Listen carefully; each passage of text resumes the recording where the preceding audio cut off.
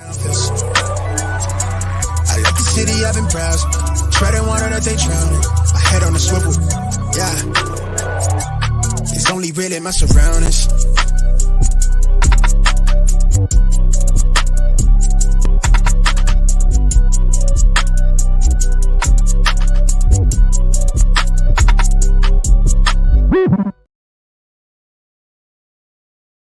Hello and welcome to episode 154 of the Smash Accept podcast. I'm your host, Michael Royer. You can find me on Twitter at DynastyDadFF. Tonight is a perfect blending of talking rookie drafts, talking about, redraft and how these running back situations fill out. Tonight is just the insurance policy running backs. No more handcuffs. We're going to talk insurance policy.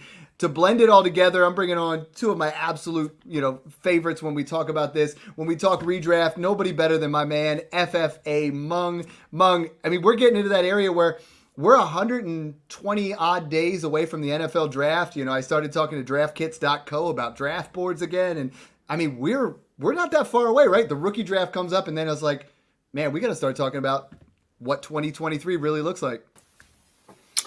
Yeah, immediately after the NFL draft, we're going to head into training camp season pretty soon and then preseason. And like you said, before we know it, it will be redraft season. Best ball leagues have already opened up. So it's madness right now. I've got the Smash Accept 10 startup draft going. I've got 3 different rookie drafts going on.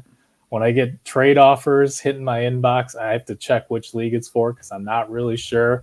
I saw somebody just took Derek Carr, and I was super confused, and I forgot it was in the startup. So, yeah, it's a good time, a lot going on, and this is going to be the key time, right? When you make those trades for value, because once training camps and preseason begins, a lot of the more casual dynasty GMs out there are going to catch up with a lot of tweets, a lot of information. So if you have the guys that you like right now in the middle of rookie drafts, this is when you can still snag them for fairly cheap if their ADP isn't where you think it should be. And this is the time when you can maybe potentially send out some trade offers before, say, a Rashad Penny type, somebody blows up in training camp, and then all of a sudden, before you know it, their ADP jumps up 2 entire rounds. I love it. This is such a fun time of the year. Obviously the Patreon's been blowing up. We're doing a lot of rankings in there, talking about strategy guides for your rookie draft, strategy guides for things like that. I'm excited to announce the Fantasy Cares Eliminator. I'm in the celebrity matchup again, so you guys can come play against me. That starts next week. That'll be always fun. It's just so exciting. Right now, we go from the seasoned vet with Mung, and we've been doing this for a while, to our rookie at Smash Accept, but he's been taking Twitter like storm. FF Snoog, how you doing today? We're doing good, Dad, and thanks for having me on. I can't wait to talk about some handcuff running backs and kind of help you guys, listeners, focus in on which ones to draft, because that's what's important. We're going to help you guys find the ones in the best situations, the most talented ones, the best ones at value.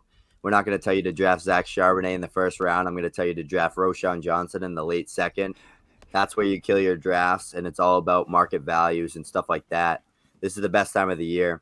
I'm taking control of a lot of my leagues where I'm commissioning. I haven't even started rookie drafts yet. So I'm about 50-50. I'm in 20-plus leagues, so I still got 10-plus to go. I'm getting ready. I'm feeling out boards and stuff like that, getting a feel for how the boards are going and just trying to get market values down pat. It's like muscle memory now for me, and I'm just trying to move my way around boards and try to predict what's going to happen. Man, only my home leagues still have rookie drafts, because Smash 1 through 9, it's like, oh, they're done, day 1. We have all these other ones in here. So let's start talking about this. A lot of people call them handcuffs. I started recently calling them like insurance running backs. We talk a lot at Smash Accept about building your dynasty roster around young wide receivers, because these running backs in these situations, we say it every year, 2021, Rex Burkhead, Rashad Penny, Justin Jackson were RB1s over the fantasy playoffs. 2022, Latavius Murray, Jerick McKinnon, Deontay Foreman, Chuba Hubbard all had RB1 weeks. And these guys cost you nothing in Dynasty, but they are the ultimate. Like, so many people are worried about taking their day 3 wide receiver in the 3rd round, or they're trying to get that diamond in the rough. But during your rookie draft, you could get these guys, Jerick McKinnons, Deontay Foremans, Chuba Hubbards in the past, for 3rd round rookie picks, and they end up winning you leagues. Yeah, and really what it is anybody can go out and Google depth charts, right? We all know what the listed depth charts are for a particular team.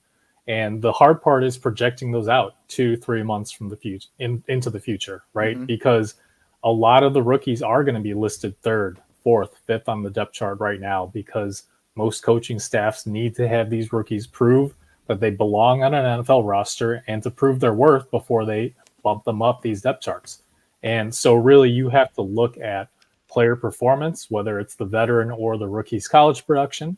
And also you have to look at contract situations, right? We're still not sure if Dalvin Cook, Joe Mixon, guys like this are going to be willing to restructure their contracts and stay with their current teams. But at the same time, there's opportunities for these veterans who maybe they do get cut, right? We've had rumors that Miami was interested in Dalvin Cook if he decides to part ways with Minnesota. So it's finding the right price points to take a shot at some of these running backs, whether they're veterans or rookies, depending on where you think their price could be a month or 2 months from now. And let's jump right into the rookies first, and let's talk about the running back situations. Let's blend it all together. I mean, Jahmyr Gibbs and Bijan Robinson, obviously, they're smash. Top 4 picks. That has nothing to do with these next couple of guys. So we start, top 6 is chalk. We start taking all these wide receivers. Then we get to the late first, early second, and there's some running backs that can really make some hay that you can get in that area. I've been starting to kind of readjust rankings, but there's 3 guys I think right now that have what I would say are separate out of this group that have standalone value with upside. That's Kendre Miller, Zach Charbonnet, and Devin Achane. You know, like we just did a recent pod with Mason Dodd. You guys got to go check that out, where, you know, he was saying Charbonnet is a guy that probably gets 30% early on, but maybe by the end of the season might get 40, 50% of the carries. Kendre Miller is a guy that, you know, it might have been a little bit lower on people's draft boards, but then he goes and gets the draft capital, goes to the Saints. Kamara's situation, maybe a suspension. And Devin Achane goes to that dream landing spot in Miami that Mung and I have been talking. We wanted all these guys to go. Snoog, I mean, Miller's your guy, but let's start talking about him. As far as rookie drafts and as far as handcuffs, I think these 3 guys, as far as insurance running backs, handcuffs, these 3 guys have supreme value over anybody else that's in there and have that potential to potentially start by mid-year. Yeah, I think all these guys have the potential to be starters for sure. And I think that they are far light years ahead of the rest of the guys after these 3 guys. Charbonnet, Kendre Miller, Devin Achane. These are 3 guys that I was high on as prospects coming out in the pre-draft process. I know I give Charbonnet the cold shoulder now, but that's just because he's playing behind an elite talent in Kenneth Walker. Well, let's talk about Charbonnet real quick, because I really want to. I've gone full circle, right? I've had him at 107, then I moved him back to like 203. Now I think when you look at these 3 guys, I mean, for me, I think Kendre Miller starts to have that ability to. I'm taking Miller over Charbonnet because I think Miller potentially could be the starter by the end of the year and keep that job. That. Charbonnet, I think, will not take over the starter role, but I mean, Mung, if Walker goes down, Zach Charbonnet becomes that guy that in redraft, man, I mean, I think this is someone that could be a league winner, because we saw some James Conner in his game and a guy that is literally going to be able to be a 3-down back if Walker were to go down. Yeah, and I think I'm actually on the opposite side of you guys looking at these 3 running backs in particular when we're talking about the late first, early second portion of rookie drafts, because I think I'm quite a bit higher on Achane than consensus. For me, I think he landed in the perfect offensive scheme to maximize his speed. He's a guy who is going to have those home run plays, who doesn't need to have a workhorse role, right, to potentially be an RB2 or higher in PPR formats. I think we're going to see that Raheem Mostert and Jeff Wilson are still going to be involved, but that's probably at the end of the day a good thing for a guy who doesn't weigh quite as much but has that home run ability. Yeah, and I'm a little – yeah, go ahead. No, we were talking. I mean, I was talking with Mason. Like, I have Achane as my RB3, so I'm not. I have Achane. He goes like 111 for me. Kendre Miller 112 to 201. Charbonnet more like 203, and that's kind of how I have it. So I'm on board with you there, Mung. I think the interesting thing is, and he brought that up, is let's say Leonard Fournette goes to Miami. Let's say, I mean, Devin Achane is a guy that he's going to be a PPR machine. He's going to be open, get those open field looks. That's why I have him above as well, because if someone were to come in those other situations, it's going to damper their value. But Achane is not a guy that's going to, like you said, he's not going to get 20 carries. He might get 10 to 12 touches, a Tony Pollard type, performance where he's a guy that could be a rock solid RB2 right off the bat.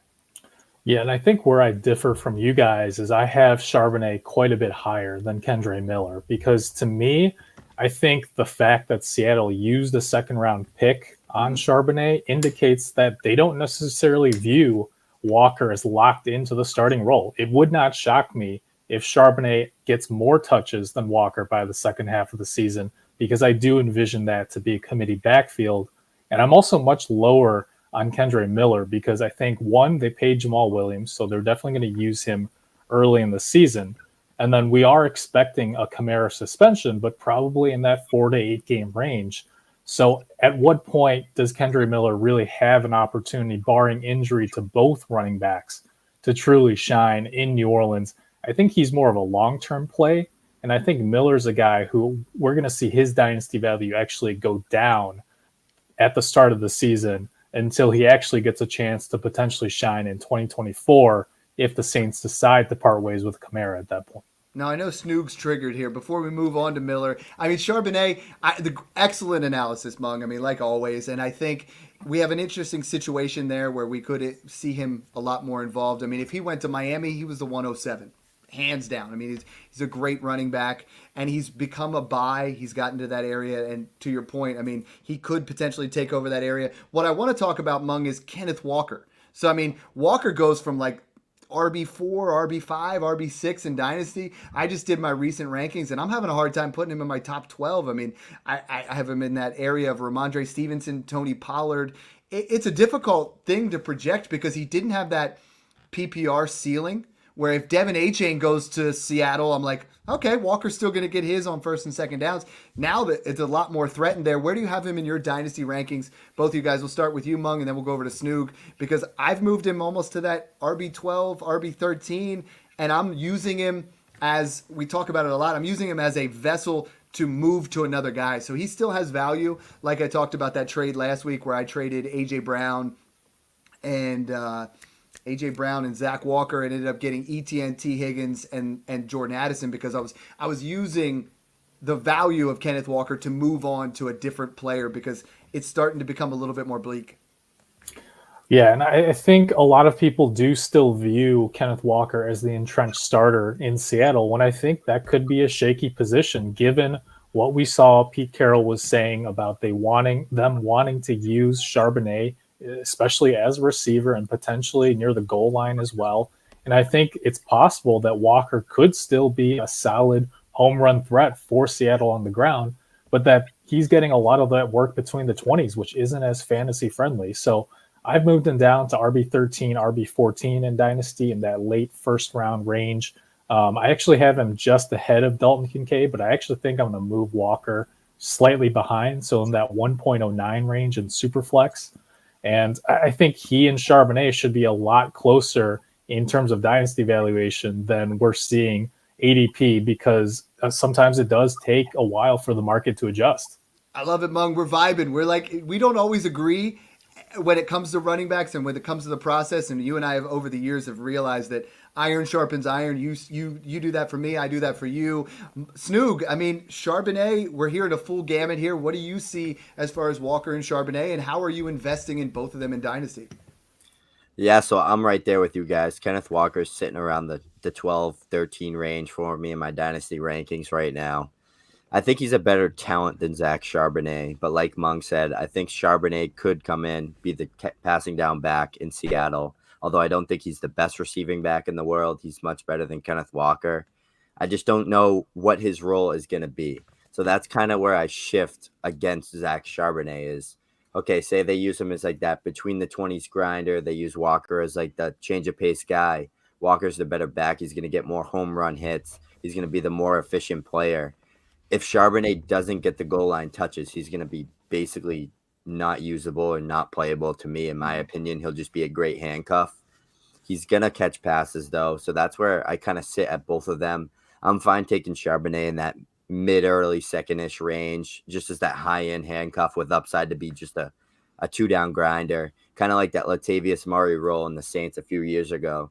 So I think Kenneth Walker is definitely the guy in Seattle. But like you guys said, it could get scary there. It could be a 60-40 split, 65-35 split. But I always think Kenneth Walker's going to lead the way. One guy I've been picking up on waivers or picking in that late 4th round is Dwayne McBride. I think he's a guy to throw onto your taxi squad. He had a nice college career. I think maybe there's a scenario where with one of those guys, we always talk about that next guy up. Sometimes we got to think about the next guy. So insurance on the insurance. We talked a little bit about Kendre Miller. I think Snoog, I mean, Jamal Williams is the guy that he has to beat out. That's the guy that he has to be there. Kamara, he's going to get involved when it comes to the suspension time. Sell me on why Kendre Miller. You've had him, as high as 110 in your rookie drafts. Sell me on why that should be. I only have a couple of shares because I've been taking him in the 203 range because I'm still trying to get those wide receivers. But Kendre Miller, sells on him. Yeah, so Kendre was and always has been my RB3 in this class. I can attest to that. We did the Patreon, like the first time you and I did anything, you actually came on there and were recording it where everyone else had Charbonnet. You were like, nope, it's Kendre Miller. Yeah. As much as I want to fight what Mung said, he was right about everything. So it is going to get scary, especially if we're focusing in on the redraft stuff. He could have those big spike weeks. The suspension could kind of pave a way for him to get work in the role of that offense, kind of in that Mark Ingram-ish role that we saw a few years back, hopefully. Catching passes, because Jamal Williams ain't. And Kendre Miller's a much more explosive running back than Jamal Williams. He has the workhorse size too, so I could see him getting those goal line touches over Jamal Williams. I essentially don't think Jamal Williams is going to matter in the long term. Kendre Miller's 20 years old right now. Alvin Kamara is my favorite player ever, but the time's going to come soon. 28 years old with the suspension looming, and Jamal Williams is 28 years old. So that long-term landscape, Kendre Miller wheels up all the way. That's why I'm taking him where I'm taking him. He could have a small bit of a value dip, but I'm not selling him either way, so that doesn't matter. He plays with great contact balance, explosiveness. He's got workhorse size. I think he can catch the ball. I know people will attest to that, but Kendre Miller's vision, the Saints are talking so highly of this kid, and they're firm believers that he's going to be a star. So I'm following along because I'm right there with them. Mung, I'm giving you your shot here. I mean, behind Jags of Raheem Mostert and Jeff Wilson, a guy that can absolutely burn at 4.3. A-Chain, I'm seeing some analysts have him compared to like Jamal Charles, and others have him compared to like Javid Best. Where does he fall in that area for you? And I mean, there is a big variance level, but the sky is the limit for him. Yeah, and I've kind of spoken about the revised philosophy I've used in recent years when it comes to both rookie drafts and redraft leagues. And I think everyone's been burned by different players, and they kind of keep that in the back of their mind. And so in the future, they tend to avoid guys like that, right? I mean, Christian McCaffrey and Saquon Barkley heading into last season, a lot of people were nervous about. And I think what people are worried about here is lack of size. And I'll be the first to say that I am the biggest, size bigot out there, right? I'm very worried about running backs and wide receivers who fall under certain thresholds. And Ache fits that mold. But the difference here is that I think Miami and Mike McDaniel are going to be smart enough to use him in ways that get him into space, right? Whether it's screen passes, where it's even lining him up perhaps in the slot at times, because they don't have that third established receiver with Gesicki gone, especially this year, behind Hill and Waddle. So I think, again, you're not going to expect 20 touches a game for a guy like that, but you're expecting a guy who's going to be used on those short, behind the line of scrimmage plays, and then he's going to take it 50 yards for a touchdown. So in some ways, I do think he's better suited for best ball formats, because he is going to be a little boom or bust from week to week. But I'm not worried about Mostert and Wilson there, because I think the high value touches are going to be going to Achane at the end of the day. Right on. Now, we talked about those guys. They're all going like 111 to 202, 203. Those guys I've labeled the standalone values guys with upside. The next group I have is a little bit less upside, but some serious flex appeal. Like Tajay Spears, Tank Bigsby, Roshan Johnson, I think are guys that, especially, I'm really coming around on Roschon Johnson. I think these are guys that I think Bigsby would fill in really nice if ETN were to go down. And Tajay Spears, I think, is going to have some standalone value. Never going to be an RB like Derrick Henry, where he's going to fill in that way, but some PPR appeal for year 1, year 2. Everybody's worried about the knee. Roschon Johnson, lands in what everybody wanted someone in Chicago, because Khalil Herbert is not, your bell cow kind of guy. Roschon Johnson has that ability to possibly jump in there. Snoog, out of the three, I mean, how are you evaluating these guys? They usually go between 205 and 212 if you get lucky. I've seen Bigsby fall as far as 302. I've seen Tajay Spears fall as far as 305. These three guys are what we call premium insurance running backs. These are guys that I think have massive upside if there's an injury. Yeah, so the way I look at situations like this is who has the clearest path to opportunity, and it's clearly Roschon Johnson. He's not playing behind Derrick Henry or Travis Etienne.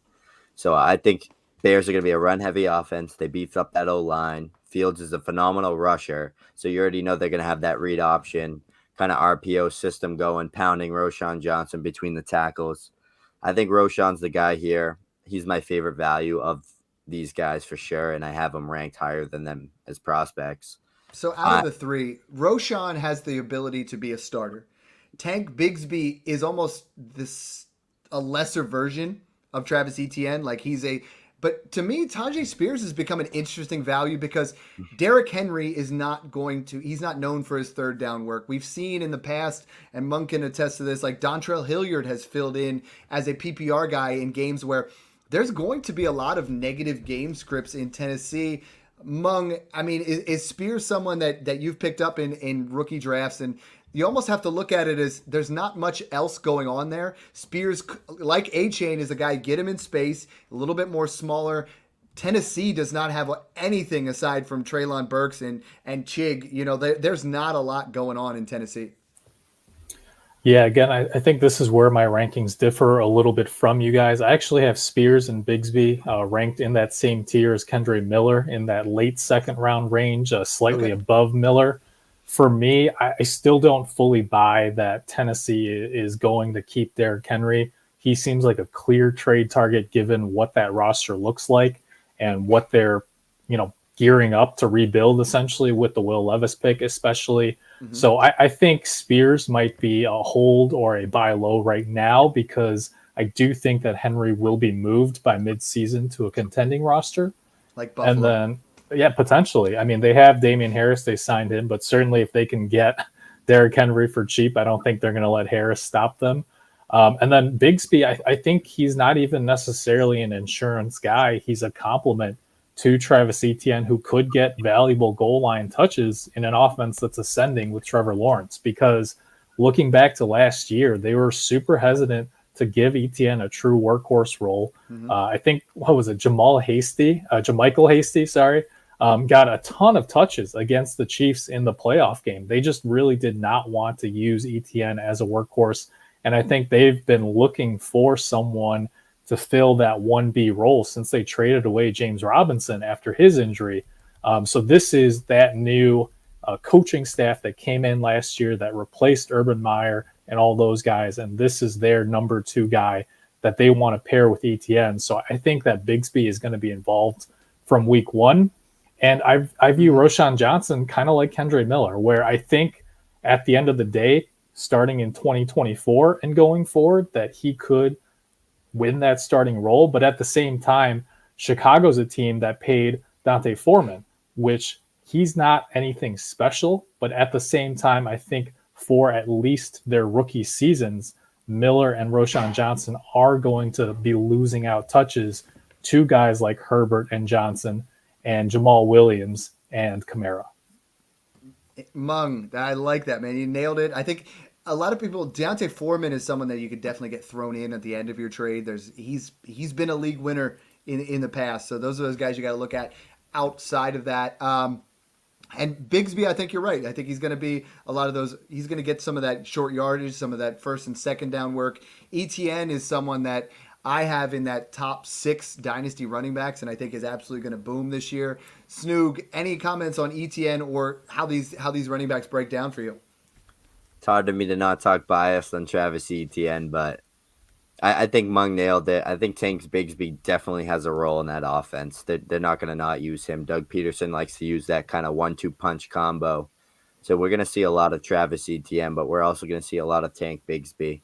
I Well, think it's going to if Bigsby or Roshan Johnson go to like Miami or they go to Buffalo, I mean, are we talking about them as more first round late pick. first round picks, right? Yeah, yep, definitely.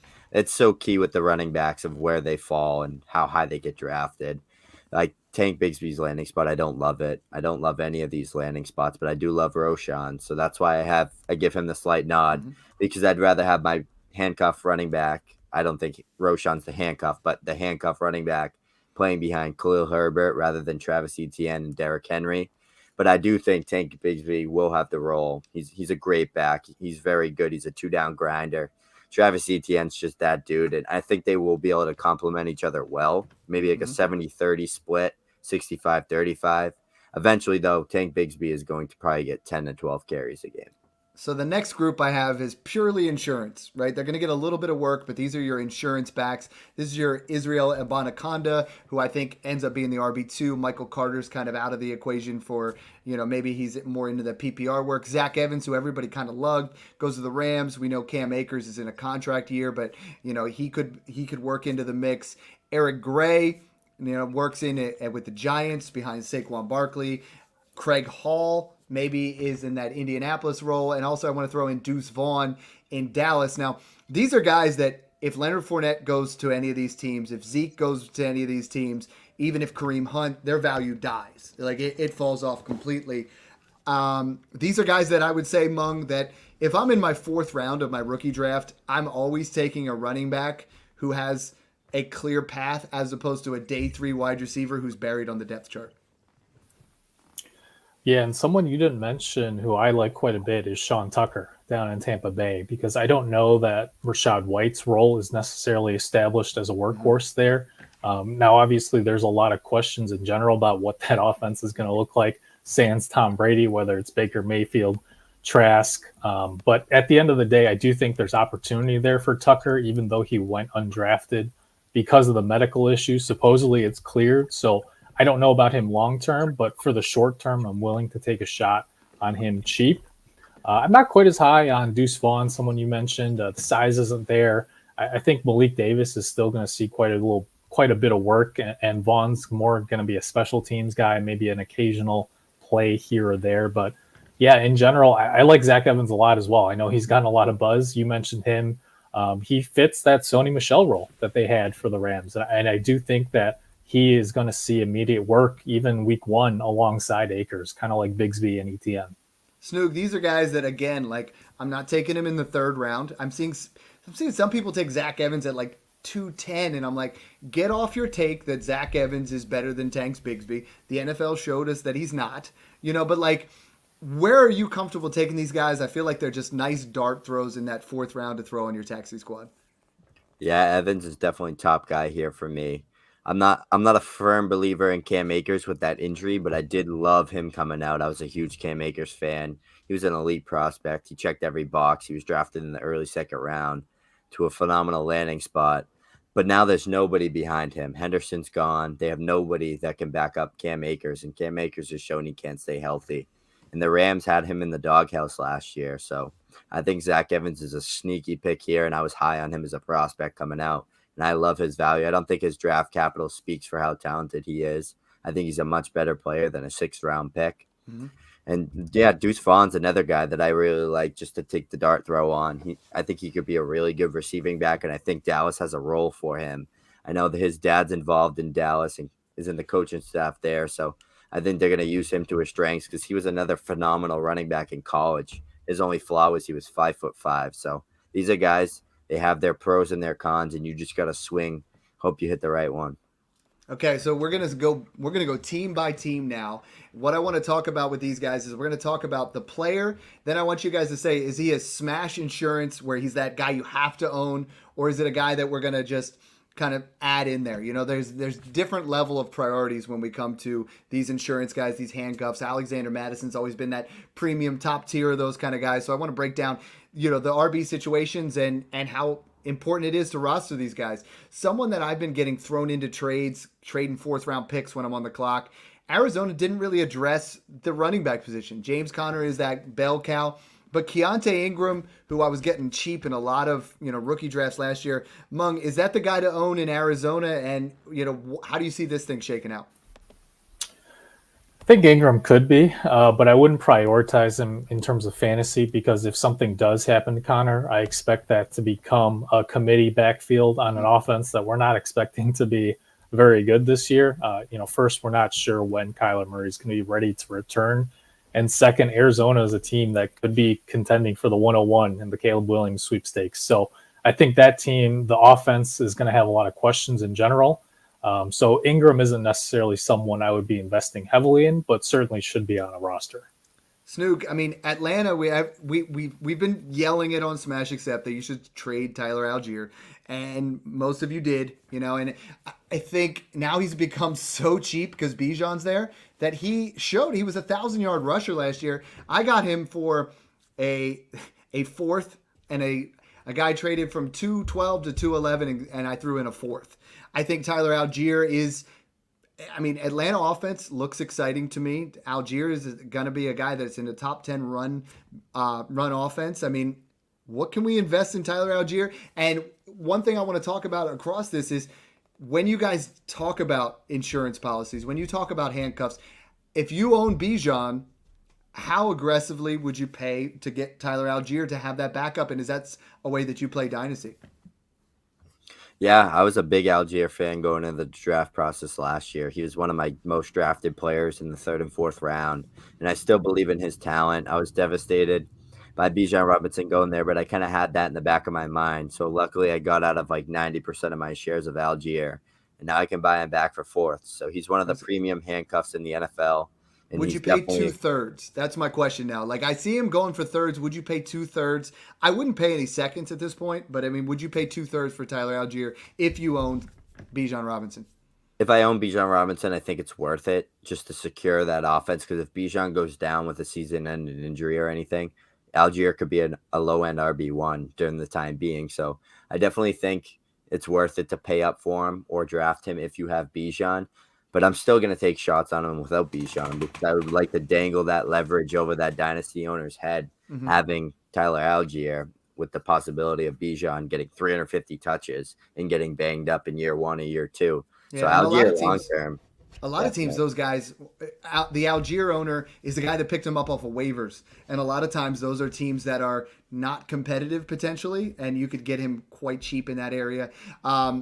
Mung, we go to Baltimore, and the J.K. Dobbins hype is really growing. We talk about this every year, right? And then Gus Edwards just continuously he's the secondary running back there.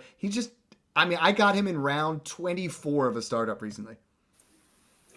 Yeah, I mean, go back, 2 years? I was talking about, Gus Edwards as a much better value in redraft formats at that point, and even in Dynasty for, a late second at that point versus Dobbins, who was going in the first. And that was our Gus Bus episode, remember? I put a picture, my dad graphics, I put a picture of you on the bus with Gus Edwards from the Magic School Bus. I love that. Yeah, I'm a big fan of Gus Edwards. I think he fits what Baltimore wants to do. Certainly Dobbins is the more talented back, but I think Edwards could slot in if Dobbins were to miss any time. The only caveat I will mention is that I firmly believe the Ravens are going to be a lot more pass heavy than in years past. So we could see that total carry pie shrink a little bit, which means a little bit less upside for Edwards, even if Dobbins were to miss time this year. Yeah, and I think you're investing, like you said before, you're investing J.K. Dobbins, probably 110, 111. Gus Edwards, you're probably investing 310, 311, and it's definitely worth it, especially if you are the Dobbins owner. I don't even know if this one I would even consider as a handcuff snoog. Damian Harris is probably going to get the first and second down work for Buffalo, and I'm still seeing him go for third-round rookie picks, but this is a guy that I think we saw him in New England. He could be an RB2 this year with given the upside of 10 plus touchdowns. Yeah, Harris is a grinder in between the tackles, and we did see this in New England. He was a 10 plus touchdown scorer, and he ended up being a top 15 guy in fantasy. He's a very talented pure runner. I know people don't want to believe that. he just has bricks for hands. So he struggles catching the ball out of the backfield. That's where James Cook comes into play, is that change of pace, 1-2 punch with Damien Harris. And I love the landing spot for him. Falling into Buffalo's arms. He's going to absolutely make me angry and scream at my TV on Sundays when I have to watch him punch the ball down the Patriots' throat 2 games a season. And hopefully if the Patriots make the playoffs, hopefully we don't run into them. But yeah, Damien Harris is a guy. I used to be super high on him. I remember drafting him in my first ever dynasty league in the 20th round. Just seeing a Bama running back, knew nothing about him. He was on the Patriots. I'd say, why not? He eventually paid off. So he's a guy you should prioritize, kind of in that similar Tyler Algier in drafts. That just shows our age a little bit. That was your first dynasty draft. My first dynasty draft, I was drafting Roddy White and Calvin Johnson, baby. So, hey, Mung, I know you're on the Damien Harris hype train as well. I mean, Josh Allen, we're talking about potentially not trying to run as much in that red zone. Damien Harris could be a guy that scores 10 touchdowns. Carolina's an interesting one. We've talked about, I know you're not huge on Miles Sanders.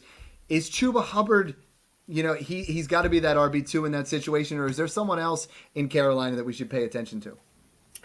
Yeah, I've come around a little bit on Miles Sanders. I can't remember who it was that was talking about him on the last podcast. Maybe John was pretty high on Sanders. I can't remember now, but was it you? I'm sorry. Credit to you then. I don't want to give credit to the wrong person. He's someone that I've been buying up just because I like the situation a little bit more. Right, and you saw him punching touchdowns for your Eagles, but I am starting to buy a little bit more into Sanders because I do think he could get a little bit of a larger not workhorse role necessarily, but a larger workload overall based on the remarks from the coaching staff and all that.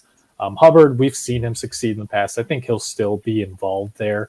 But yeah, I do think Hubbard is probably the clear number 2 still at this point. Snoog, we moved to Cincinnati. Chase Brown gets drafted.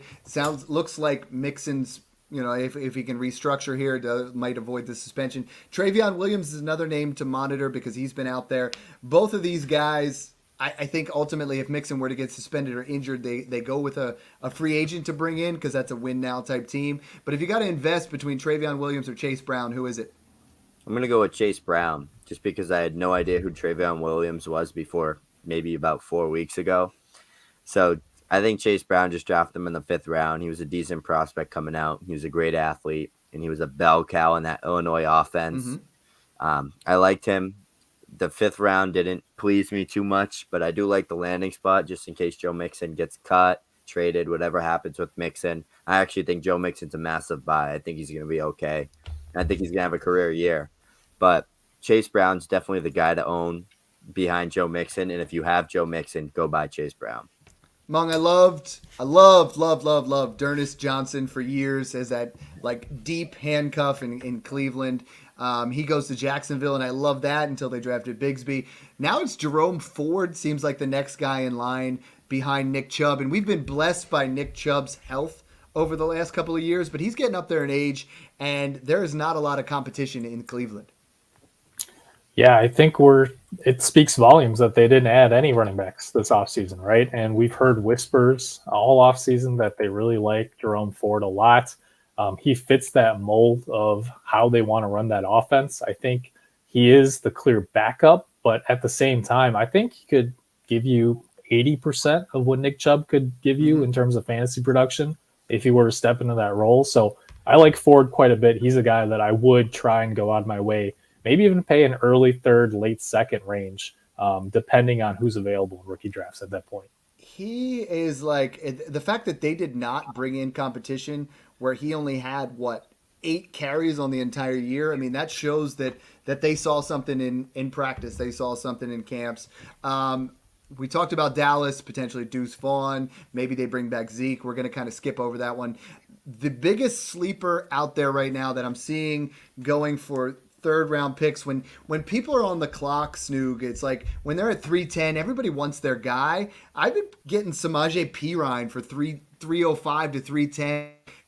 And in Denver, again, they did not draft anybody, which speaks volume to Javonte Williams. And Perine fit the bill when he was in Cincinnati, when he was getting PPR work, he was getting early down work, and he's kind of rejuvenated his career a little bit. Yeah, we saw Russell Wilson as a check down machine last year. and whatever back was in the lead was catching tons of passes out of the backfield. So I think even if Javonte's healthy, Javonte's a great player. Piron's a phenomenal pass blocker out of the backfield, and he's going to give Russ that protection he needs and catch passes downfield as a legit threat out of the backfield. So I think he has a role regardless. I don't think it's if Javonte goes down, is he going to see the field? I think he's going to see the field 100% of the time during the season. I think he's going to be a great compliment. I think Javonte's going to be kind of more of that bell cow type 2018 carry guy per game. But I do think, yeah, Piron's going to catch passes. He's going to be active, and he's going to be productive with a bounce back season from Russell Wilson.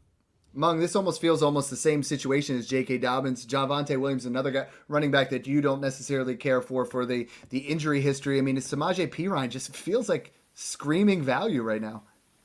Yeah, I would compare the situation actually similar to Peyton's old stomping grounds with the Saints, where I view Perine kind of like that Jamal Williams type, who could be a workhorse early in the season if, comparing Kamara's suspension to if Javonte Williams isn't ready week one coming back from that knee injury. So I do think Perine at the very least has a strong early season role if they are going to ease Javonte back in. Detroit, real quick, Snoog. I sold Monty Williams for the 212 and drafted Josh Downs. We didn't get a chance to say it last week, but smash or pass, Montgomery for the 212. I think I'm smashing the 212 as long as Josh Downs. If Josh Downs or Mims or Roschon Johnson, one of my guys are there, I'm smashing that all day. Mung, A.J. Dillon at Green Bay. I have a lot of people reaching out to me with like, hey, is he going to take over any kind of role of Aaron Jones? For me, the answer is no. He is still he is what we've seen, but he's provided RB2 value and flex appeal when Aaron Jones is still healthy. Yeah, I like Dillon quite a bit. We've seen flashes from him. He's played well when given the opportunity, and Green Bay is where the Ice Bowl is played, right? Every year, once it gets into December, we see that teams playing in these types of stadiums do need to go to a more run-heavy approach because it's hard to throw the ball when it's negative 30 degrees. And at the same time, I think overall, even earlier in the year now, with Aaron Rodgers gone, perhaps the Packers go a little bit more run-heavy to ease the burden off of Jordan Love's shoulders, stepping into the starting role for the first time. So I like Dillon quite a bit. I think he's one of those post-hype sleepers where everybody was on A.J. Dillon a couple of years ago, going for multiple firsts, even in some leagues. And now he's almost a throwaway that you can probably get for a mid-second. I like it. We have a lot of running backs to go over here, so I'm going to switch. I'm going to flip the script a little bit. I'm going to put you guys on the spot, and I'm going to give you a rookie pick, and you got to tell me if you want the rookie pick or the player and why. Snoog, Devin Singletary, 302 or Devin Singletary? 302. Okay. What do you like about the 302 in comparison to Singletary? I think Pierce is the guy in Houston, and I'm not a firm believer in Singletary's talent. He had a walk-in perfect situation in Buffalo for a couple of years, and he never really did much with the role. He's too small. He's not great as a runner, and he's not the best pass catcher in the world. So he's kind of just like that small, shifty guy, turns up at times. I'd rather take the dart throw at the 302 with seeing some guys. I've gotten Josh Downs at the 302. Mm-hmm. So I will take that dart throw, whether it's on while that pick's on the clock or if it's ahead of time. I'm taking the 302. I'm on the Singletary train a little bit here because I think we have a situation where if Pierce were to go down, Singletary's going to have some nice PPR value. Mung, this is one that I've picked up in so many dynasty leagues. Zach Moss or the 401? Is Moss even on an NFL roster? Yes, he's on the Colts, man. No, 401. give me the empty roster spot where I can make a waiver wire ad. I have very little belief in Zach Moss at this point, as you can clearly tell by my honest reaction that I didn't know what team he was on. Week 15 through 18, we're looking at right now 14, 11, 11, and 25.6 fantasy points over that time, where they did not really draft anything other than Craig Hall. So, that's one where I wasn't paying attention to it up until a week ago, where I was like, okay, maybe I'll throw Moss in there. And, the 4th round pick is just a dart throw. I wish you all the best of luck with that. Hey, we'll see how it goes. KC, Mung, since this has always been your kind of Pacheco, McKinnon, CEH, what are you paying? Real quick, there's 3 running backs. What are you willing to pay for each of them individually? I think Pacheco's probably in that early second range in Superflex rookie formats. CH and McKinnon both in that late second, early third range. I really think they are going to share, that role. And I think McKinnon and CH both have health questions. So for me, it's Pacheco ahead of those two guys. But obviously, I do think it's going to remain somewhat of a committee there. McKinnon, week 14 and 15, RB1 overall. Week 17, RB7. He was that guy. Cheap. I'm okay buying any piece of that Chiefs offense if you can get him, whoever the cheapest one is. Let's talk about the Chargers. Is the Chargers really, it's Joshua Kelly, it's Isaiah Spiller, Snoog. Are either of these guys dart throws that you want to invest in? Yeah, Isaiah Spiller for me. I'm not touching Josh Kelly. Yeah, super cheap. He was a guy that was super high on a lot of people's boards coming out. He had that disappointing pre-draft process up until the combine with that injury. He fell down into the fourth round, but he was a decent prospect, pretty solid coming out. Good grinder. He can catch the ball well. And the kid's 21 years old still. He was super young coming out. So I think with Eckler possibly not getting the contract, possibly getting traded, the Chargers didn't really I don't think they took a single running back in the draft. So that's kind of just the path paved for Spiller to get on the field this year. And he's a bigger bodied back and he can handle those touches and he's a good pass catcher. So I like him as the dart throw over Kelly for sure. And I'd give up a mid-third round pick for him. I like it. Mung, I know that was one of your guys last year. We move over to the Raiders. Jacobs was, an RB1. Is Zamir White or the 304? We look at a situation where it's definitely ripe in an offense here. Can Zamir White prove to be some value? Yeah, I think he can be a value, but I don't know that he's going to be a fantasy stud, even if Jacobs were to go down. That's another backfield where I think it would devolve into more of a committee situation in the event of an injury to the number one there. So I would lean 304. Okay, I want to talk Minnesota here, and I want to get both your opinions. I hear a lot of people in the Patreon, a lot of people chirping, well, Dalvin Cook could get cut, and Alexander Madison's going to be that bell cow, and we just haven't. I can't see Minnesota moving off of Dalvin Cook and not signing Fournette, Zeke, or Hunt and just rolling with Madison as the RB1 and then maybe Dwayne McBride as the RB2. I just don't see it. Madison's someone that we've always talked about buying, kind of like we say James Conner's always been worth a second. Madison's always been worth a third, and you've always been able to get him. Is this finally the time where we see him, emerge out of that area, or is it another muddied water situation?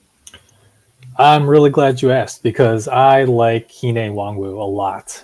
He's a guy who showed flashes at, I don't remember if it was Iowa or Iowa State now, but prior to the Achilles injury, he was amazing in short bursts. And he's a guy who ran, I think, sub 4.4. We've seen a couple flashes here and there, and he's a guy who I do think could shine if given the opportunity. So he's someone that I like stashing in deeper leagues. Certainly not going out and paying for him. But at the same time, to your point, Minnesota views itself as on its last legs with Kirk Cousins, right? They got to contend. They got to make a playoff run or something, or else they might start looking to retool. So I do think that they would bring someone in, even if they did cut or trade Dalvin Cook this offseason. So, yeah, I am buying Madison as the potential lead back in that situation, but I do think they would bring in someone else as well. So I would caution overpaying for Madison right now.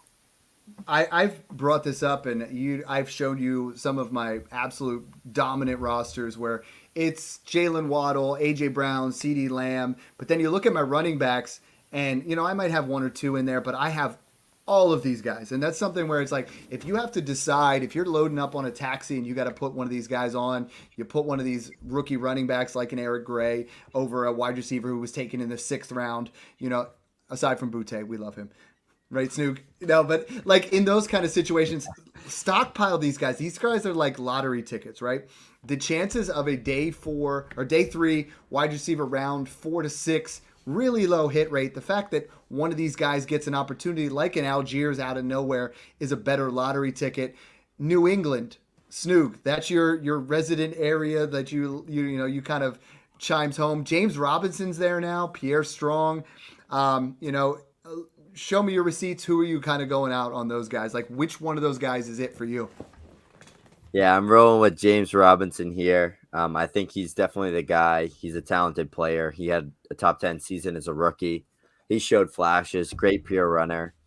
I just think he's the guy beyond Ramondre. I don't think either of them are going to play too much, but I know New England likes to rotate backs. Pierre Strong's a good receiving back, smaller guy, but he's a solid player.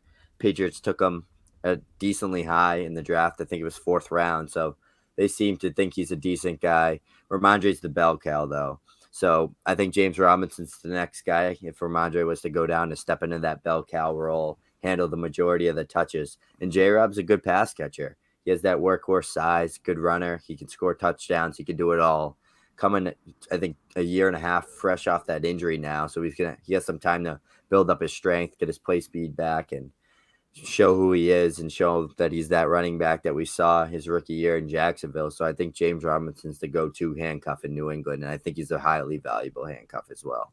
Mung, like a year ago, we were talking about this. Like I was Ramondre Stevenson everywhere, and we've always had that Belichick. Who's it going to be? Who's how are they going to work it out? How do you see things shaking out? James Robinson has proven to be a more than capable fantasy running back.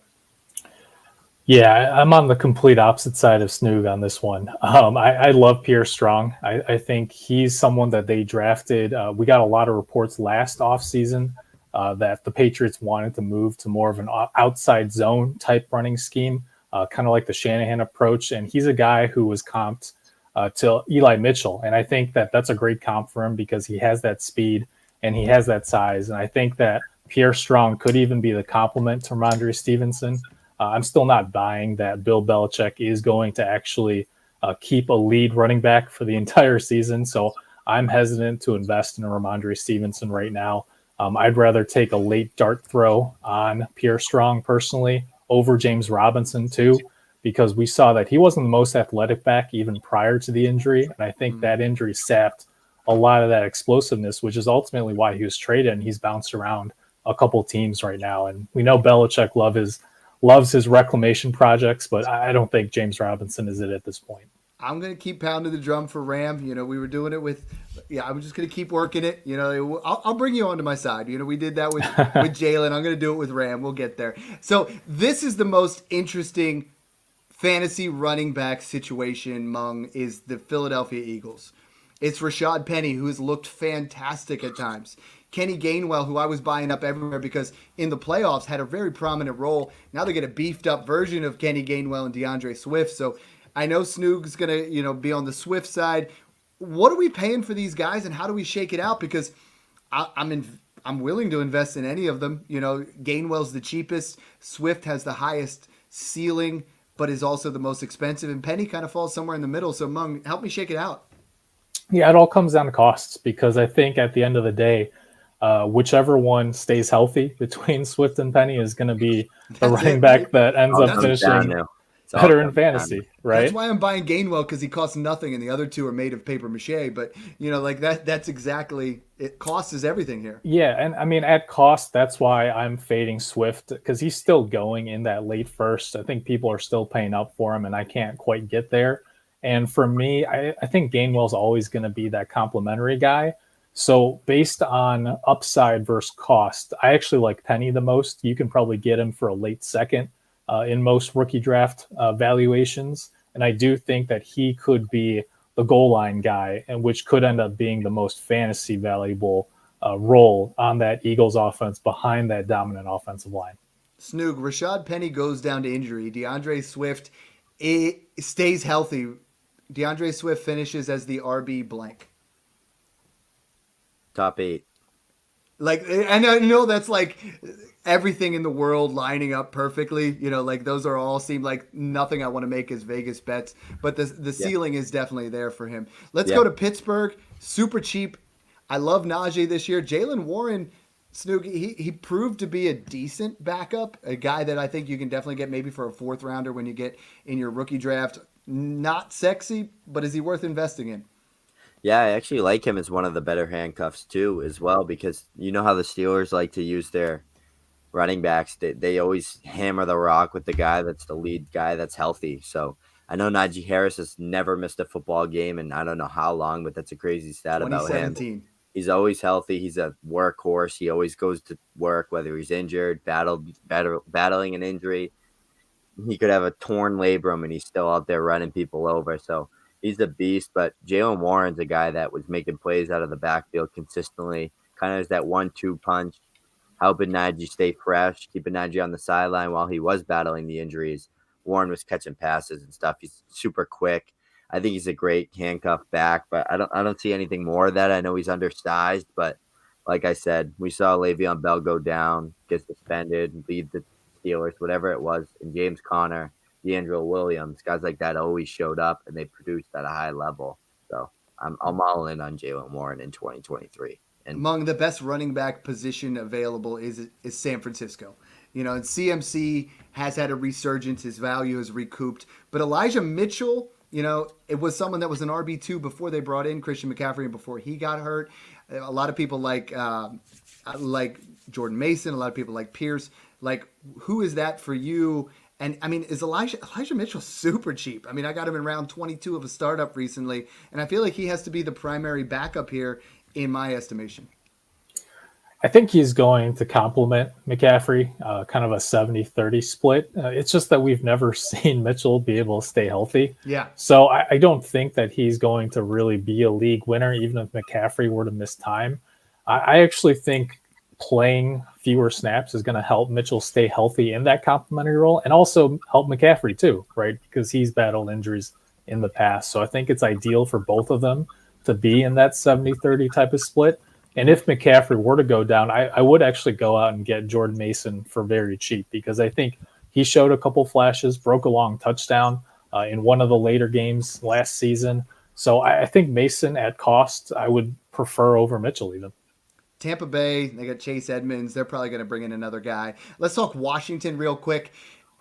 I've come full circle. Antonio Gibson is a dynasty buy for me right now. You can call me crazy if you want, but I think he's going to be more in that PPR role, like a beefed up Jerick McKinnon, or not Jerick McKinnon, who is a JD McKissick. I think Gibson is going to have some value here. Brian Robinson isn't that guy for me. I think Antonio Gibson has a nice little resurgence here. Snoog, I see you shaking your head. Is Gibson somebody worth investing a second round pick in right now? I think you could get away with a late second, but I don't even think you have to pay that. I think you can get him for a pair of thirds or even a third and a fourth when your pick's on the clock and someone's thirsty to make a pick, or if there's a guy they like that they see. Antonio Gibson's a great pass catcher, and he's an electric playmaker. He's far more exciting than Brian Robinson. Brian Robinson kind of gives me that 2 years ago Latavius Murray 2-down grinder between the tackles where you're just slamming him off guard. Don't forget Latavius is in Buffalo now. Yeah. Deep sleeper there. Deep sleeper. You're just having him get you those 3 to 4, maybe 5 yards. He's a bruiser on the goal line. So I think they're going to be a nice 1-2 punch, and Gibson's definitely the guy that I'm drafting, especially because he's cheaper than Brian Robinson right now. So, Mung, am I crazy? Am I crazy for saying Antonio Gibson, who 2 years ago was back-to-back in that fringe RB1 area? Am I crazy to be reinvesting? I just can't quit the guy. I don't think it's crazy. He comped to Jonathan Taylor at one point, right? We've just seen him battle a lot of injuries. I do prefer him over Brian Robinson. But again, I do think this is a committee backfield where it's actually helpful in real life terms for both of them to split the work and keep them healthy. I'm just not sure in terms of fantasy upside that Gibson is going to be more than a touchdown dependent flex type player without getting more of the workload than we want him to get. I love it. I just said who my biggest cheap handcuff buy is. I want both of you guys to close out because we're really close to that hour mark on which one of these guys is your cheapest, handcuff or insurance buy, anything you're working on. Obviously, Mung, the man, the myth, the legend. Who's that guy?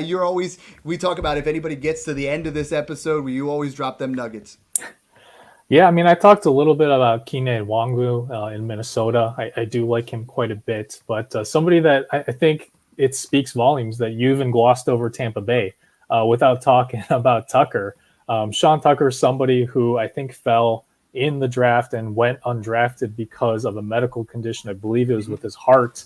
But the fact that he was ultimately cleared for a team to sign him, I think the talent is there. And I do think that this is an offense that's going to be finding its identity. And it's certainly not going to be running through the quarterback per se. I think the quarterback's going to be more of a game manager here, whoever that ends up being. And I do think Tucker has opportunity here. And I think that there's a possibility that this could be a bigger split with Rachaad White than a lot of people are expecting as of right now. I like that a lot. Snoog, we haven't officially, congratulated you on being, permanent co-host there at Smash or Pass. We love that you came on Smash Accept here. Who is that Smash Accept handcuff or insurance running back for you? I think it has to be Rashad Penny because the Eagles scored 32 total rushing touchdowns last year in 2022. They were the best running team by far, elite offensive line. And Rashad Penny has shown that he's that guy when healthy. So I think if there was a scenario, even if DeAndre Swift's healthy and they're kind of just using him as that 3-down or that 3rd-down back and stuff like that, but if he goes down, Rashad Penny is going to be a guy that could be very similar to how Miles Sanders worked out last year and be a 1,000-yard-plus guy and a double-digit touchdown scorer. And you can get him for dirt cheap right now, especially after the news of DeAndre Swift becoming an Eagle. So he's a guy that I'm going to try to acquire everywhere as soon as this live stream ends. Reminder, stockpile these insurance running backs and enjoy the process.